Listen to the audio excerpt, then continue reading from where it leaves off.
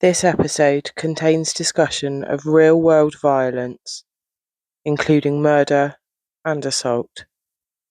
It is explored with care, but some listeners may find it difficult. Please take care whilst listening. By the end of the 1970s, the Yorkshire Ripper investigation had become increasingly shaped by one central belief: that the voice heard on the Wareside tape belonged to the killer. What had initially been treated as a possible lead was gradually becoming something far more influential. Detectives committed enormous amounts of time, manpower, and investigative focus towards identifying the man behind the recording, while the tape itself began reshaping how the investigation imagined the offender responsible for years of violence across Yorkshire. The voice influenced which suspects appeared convincing, which lines of inquiry felt increasingly credible, and which possibilities began drifting further from investigative focus altogether. Psychologically, that shift matters enormously, because once a particular explanation becomes emotionally embedded strongly enough inside a large institution, people do not simply investigate through it. They begin interpreting reality through it as well. And by now, after more than 5 years of violence, fear, criticism, and public scrutiny, certainty carried emotional value far beyond simple evidence. It carried the possibility that the chaos might finally be ending. But while investigators increasingly chased the voice on the tape, the real killer remained active. And the consequences of that growing certainty were only just beginning to unfold. Welcome. It's a pleasure to have your company. I'm Jenny. I love history, and I am fascinated by the moments where human psychology collides with it in the worst possible ways. This is Hidden Chronicles. Season 3, The Yorkshire Ripper. Episode 10, Chasing the Voice. As investigative focus increasingly narrowed around the Wareside tape, the inquiry itself was continuing to expand on a massive scale. Tens of thousands of statements had already been collected. Thousands of men had been interviewed or considered as potential suspects. Multiple police forces had become involved as pressure surrounding the case intensified across Britain, whilst newspapers and television coverage followed developments with growing scrutiny and frustration. And despite the enormous scale of the investigation, the killer still had not been identified. That failure carried enormous emotional weight, not only for investigators, but for entire communities living alongside years of fear and uncertainty. Families continued grieving loved ones already lost to violence. Women continued altering routines around fear that the attacks could happen again. And across Yorkshire, exhaustion had become deeply embedded within ordinary life itself. Inside that atmosphere, the tape offered something emotionally powerful: direction, clarity, a voice attached to years of terror. And psychologically, human beings often cling more tightly to explanations that appear capable of restoring order after prolonged uncertainty and fear. Because uncertainty is emotionally exhausting, especially when it lasts for years.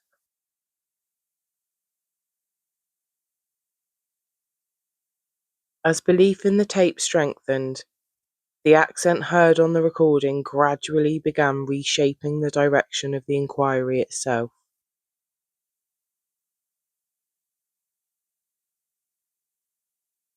Investigators increasingly focused upon men believed capable of matching the voice, whilst assumptions connected to geography, speech, and regional identity became more deeply embedded within investigative thinking. And over time, those assumptions began investigating not only who attracted investigative attention, but who appeared less likely to fit the emerging image of the killer. Psychologically, this reflects one of the most dangerous aspects of tunnel vision. Not because contradictory evidence disappears entirely, but because emotionally established beliefs begin shaping which information feels convincing and which information gradually loses priority. Meanwhile, suspects who failed to align clearly with the growing narrative surrounding the tape risked becoming increasingly difficult to prioritize psychologically within the investigation itself. Not necessarily because evidence against them no longer existed, but because the investigation had become increasingly organized around a particular understanding of who the killer was believed to be. And once certainty becomes emotionally embedded strongly enough, institutions can gradually begin protecting that certainty without fully realizing it.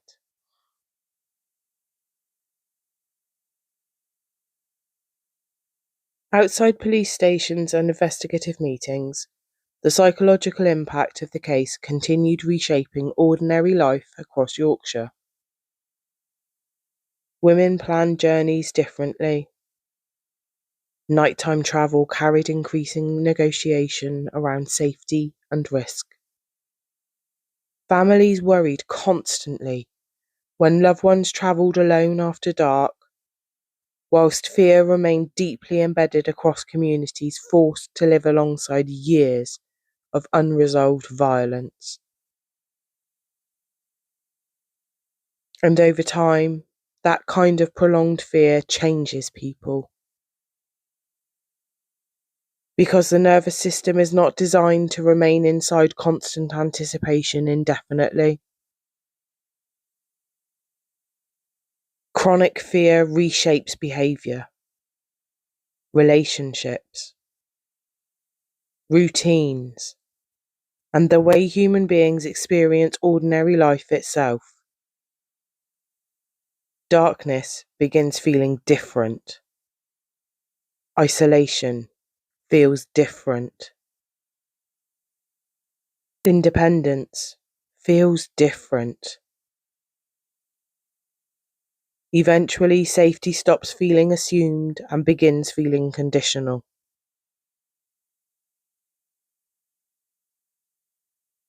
For many women, the psychological weight of the investigation existed not only through headlines or television coverage,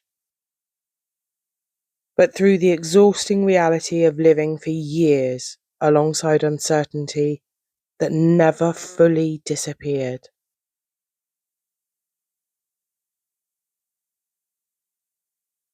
At the same time, the investigation itself had developed enormous institutional momentum. Thousands of hours had already been committed to the inquiry. Public expectations remained immense, whilst increasing investigative resources continued being directed toward the belief that the tape represented the clearest path towards identifying the killer.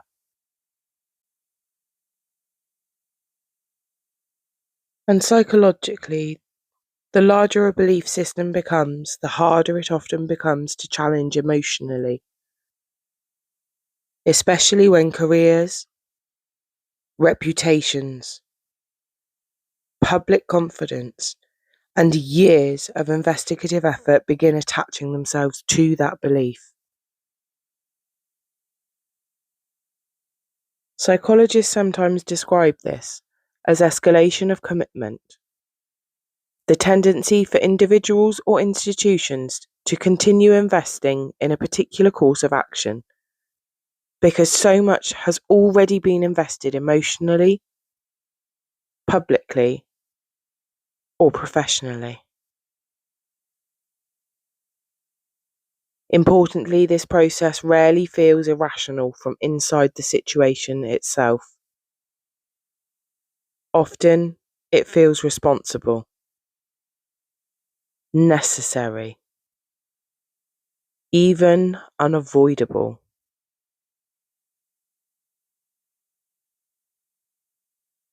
Meanwhile, public pressure surrounding the investigation continued intensifying. Newspapers questioned police progress. Television coverage followed developments closely. And growing frustration increasingly reflected public fear that years of investigation still had not brought safety or certainty. Because during periods of prolonged uncertainty, human beings naturally seek reassurance from authority. We want evidence that danger is being controlled, understood, and contained. And when reassurance remains absent for too long, distrust and frustration often begin growing alongside fear itself. That created an almost impossible emotional environment for investigators. Pressure to move quickly, pressure to prevent further attacks, pressure to reassure the public, as well as pressure to finally end years of violence that had already reshaped communities across Yorkshire. Under those conditions, certainty can begin feeling emotionally safer than uncertainty itself, even when that certainty is flawed. Looking back now, it can be tempting to ask how such enormous investigative focus became attached so strongly to the tape and the voice recordings. But understanding that process requires understanding the emotional atmosphere surrounding the case itself. Years of violence, years of criticism, years of fear, of exhaustion, years of communities attempting to continue ordinary life alongside extraordinary uncertainty. Inside that environment, certainty became more than investigative direction. It became emotional relief.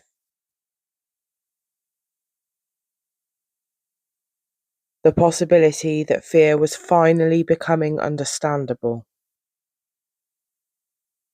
That chaos might finally be ending. That years of uncertainty might finally give way to answers. But emotionally convincing explanations are not always accurate explanations. And as the investigation continued narrowing towards the voice on the tape, the consequences of misplaced certainty continued deepening.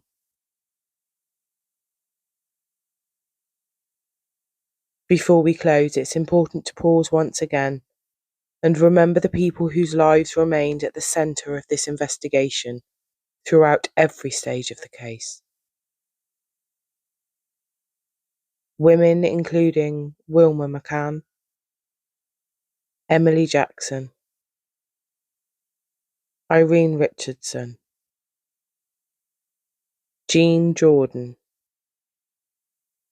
Josephine Whitaker, Barbara Leach, and others were not simply names attached to a criminal investigation. They were human beings whose lives, families, relationships, futures, and identities existed long before public attention became attached to the violence that ended them. And recognizing that really matters. Because behind every investigative decision, every media headline, every psychological discussion, and every institutional failing, there existed real human grief. In the next episode, we continue exploring how growing contradictions, mounting pressure, and increasing investigative strain began challenging the direction that the Yorkshire Ripper investigation had taken, as the gap between certainty and reality continued widening. Thank you for listening. I'm really glad you joined me. If you're enjoying Hidden Chronicles, be sure to follow along so that you don't miss what comes next. As always, take care and be gentle with what history leaves behind.